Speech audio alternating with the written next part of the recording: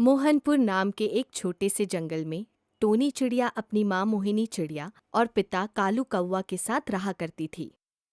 Tony चिड़िया का जीवन बहुत ही अच्छे से चल रहा था क्योंकि टोनी चिड़िया के माँ बाप सोनी चिड़िया को बहुत ही प्यार किया करते थे।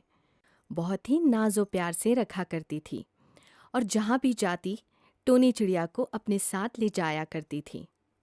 ऐसे ही एक दिन टोनी चिड़िया की माँ मोहिनी चिड़िया अपनी बेटी से बात करते हुए कहती है, अरे मेरी प्यारी बेटी टोनी, तुम्हें सबसे ज़्यादा कौन प्यार करता है बताओ?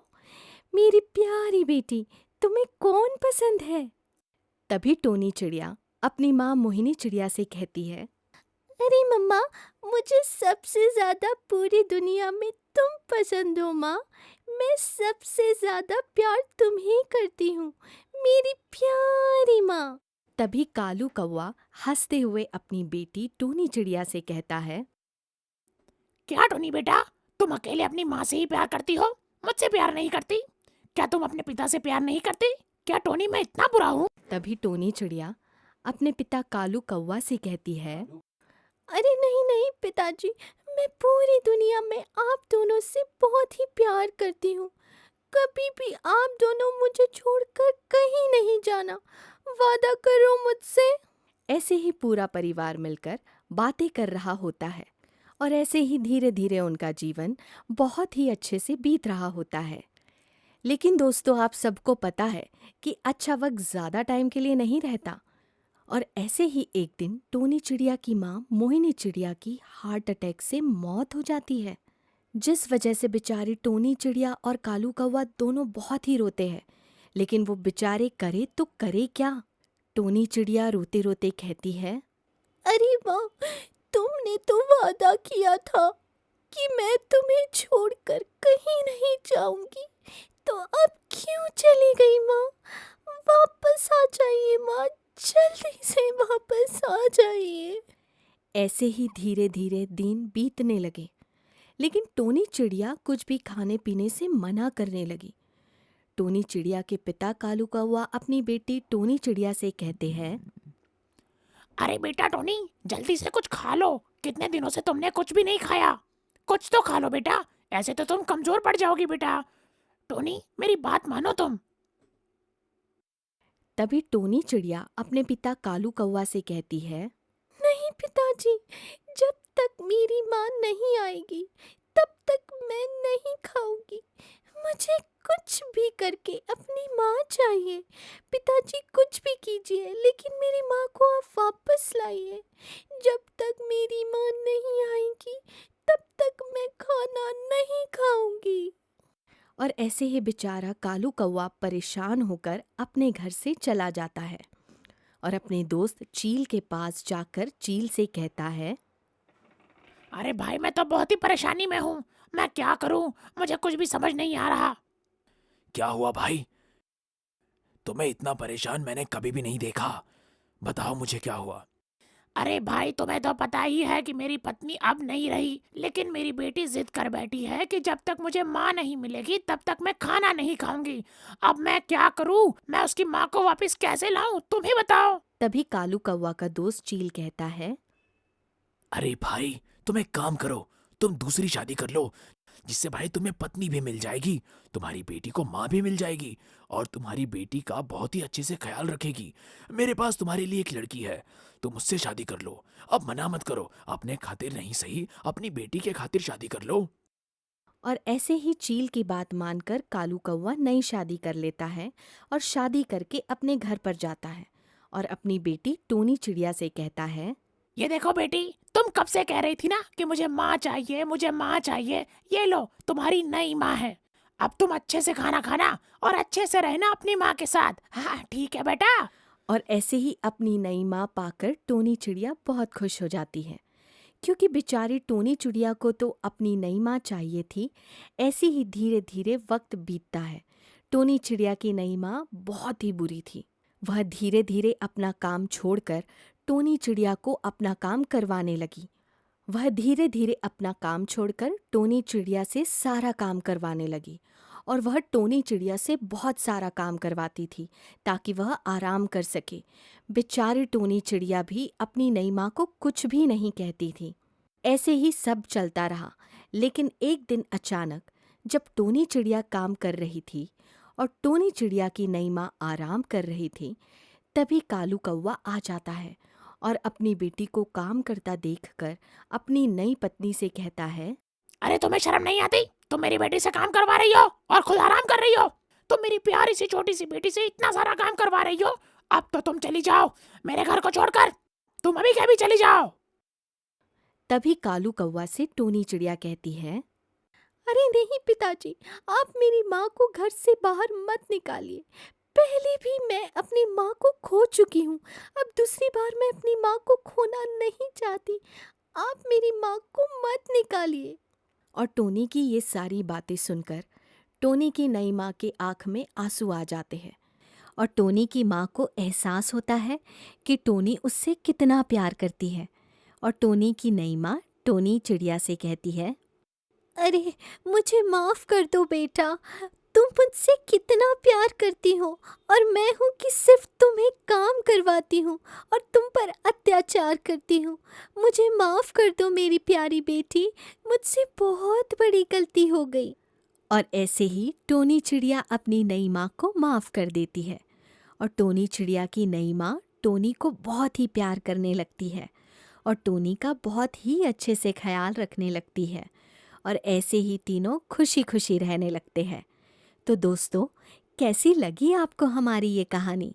अगर आपको हमारी कहानी पसंद आई तो वीडियो को लाइक करें और चैनल को सब्सक्राइब ज़रूर कीजिएगा। एक छोटे से जंगल में टोनी चिड़िया की नई नई शादी मोंटू चिड़ा से हुई थी। दोनों पति पत्नी बहुत ही खुश थे क्योंकि मोंटू चिड़ा का कारोबार बहुत ही अच्छा चल रहा था। मोंटू चिड़ा कपड़े बेचने का कारोबार करता था जो बहुत ही अच्छा चल रहा था। तभी एक दिन मोंटू चिड़ा अपनी पत्नी टोनी चिड़िया से कहता है, अरे सुन रही है टोनी, आजकल हमारा कारोबार बहुत ही अच्छा चल रहा है। क्या तुम्हें कहीं घूमने जाना है तो मैं तुम्हें ले चलूंगा।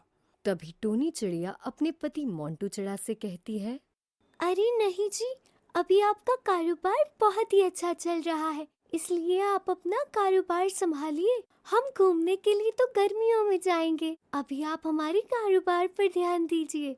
तभी मोंटू चिड़ा खुश होकर कहता है, अरे वाह टोनी चिड़िया, तुम कितनी समझदार हो। अच्छा हुआ भगवान ने मेरी शादी तुम्हारे साथ करवाई, वरना मैं तो बर्बाद हो जाता। और ऐसे ही समय गुजरता जाता है। दोनों पति पत्नी बहुत ही खुशी खुशी से रहा करते थे, लेकिन उनकी ये खुशी ज्यादा दिनों तक नहीं चली। जंगल में कोरोना नाम का एक जानलेवा वायरस आ गया, जिस वजह से मोंटू चिड़ा का कारोबार बंद हो गया।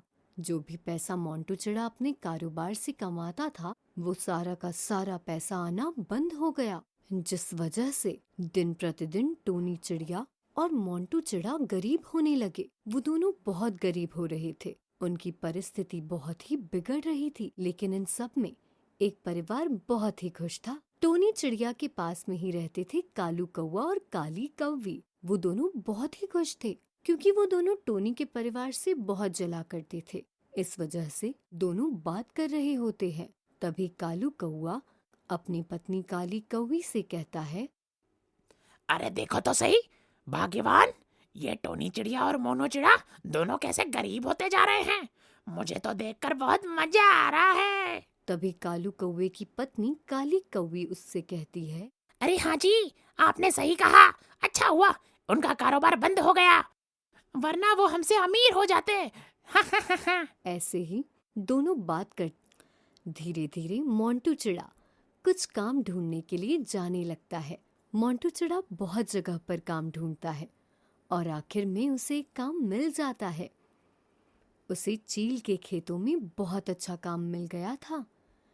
ये खुशखबरी लेकर मोंटू चिड़ा अपने घर पर आता है और अपनी पत्नी को कहता है, अरे टोनी के बाद अब मुझे काम मिला है।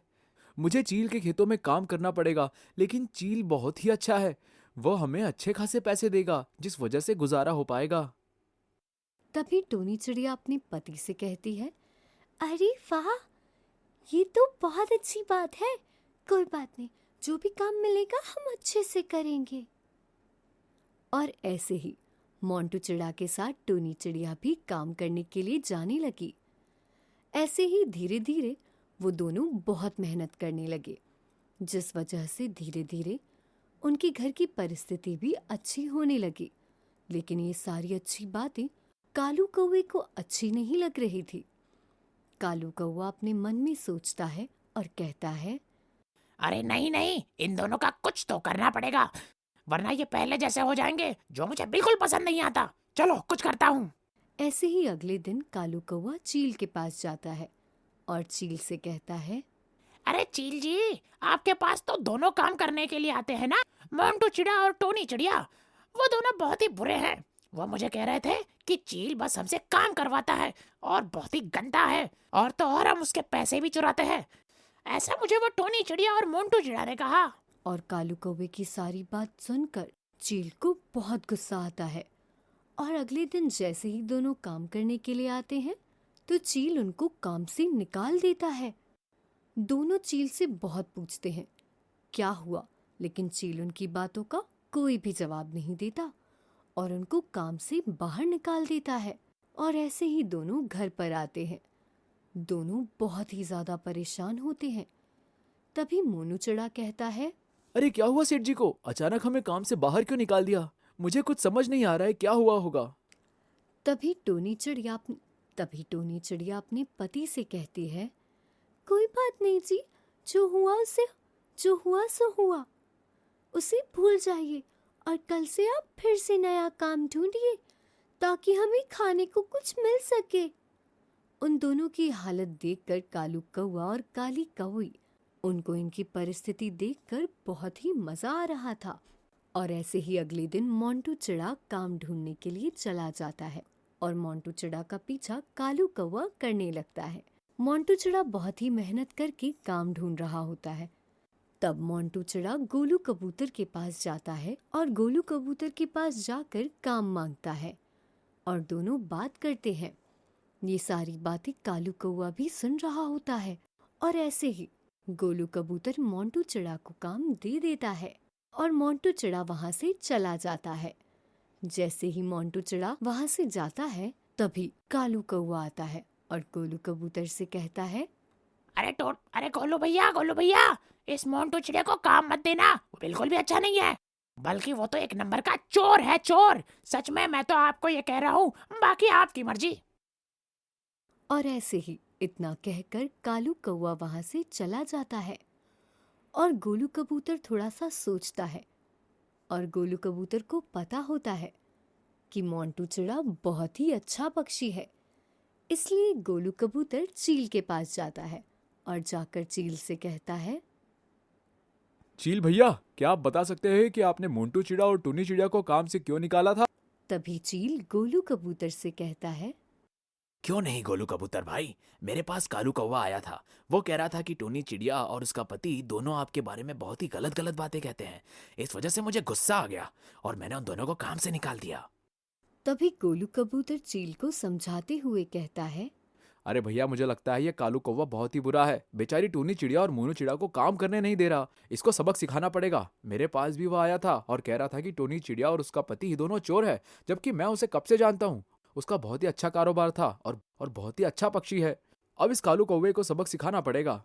और ऐसे ही अगले दिन कालू कौवे को चील और कबूतर मिलकर बहुत मारते पीटते हैं और उसको सबक सिखाते हैं। दूसरी तरफ मोनू चिड़े का कारोबार फिर से शुरू हो गया था क्योंकि कोरोना वायरस चला गया था। जिससे मोनू चिड़ा और